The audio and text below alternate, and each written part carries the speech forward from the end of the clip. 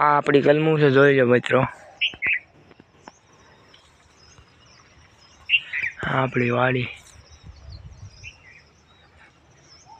હાલો આપણે જઈએ ધાબા પાસે. તો જો ભાઈ આપણો અહીંથી વ્યૂ આખી વાડીઓનો બધે.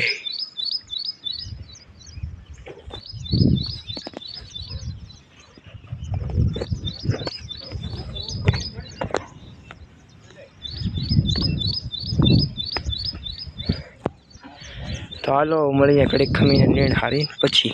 નીણ કાંક એટલી ભરાણી છે એમાંથી.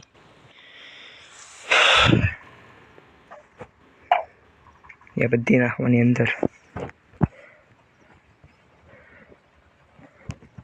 હા એટલો પાલો આ એટલી જાય. હા એ આખી ભરાઈ જાય. ચાલો મળીએ ઘડીક પછી. તો હાલો મિત્રો આપણે લઈ આવી ચા પાણી. હવે જઈ ઘર બાજુ.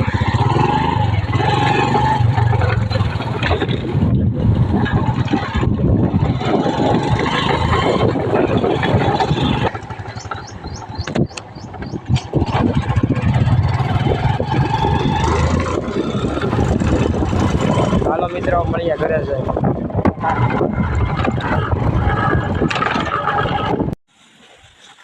તો ફાઇનલી આવડું તળિયું આવી જશે જાય ને ચારેલી પ્રાણી. જો હજાર છે બાટી ગયેલી.